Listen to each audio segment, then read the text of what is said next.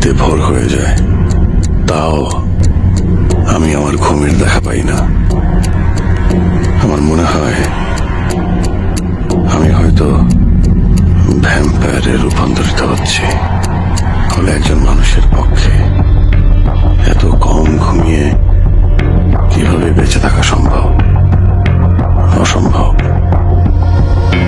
হায়াতের যতদিন যায় আমার রুহের ব্যথা ততই বাড়ে।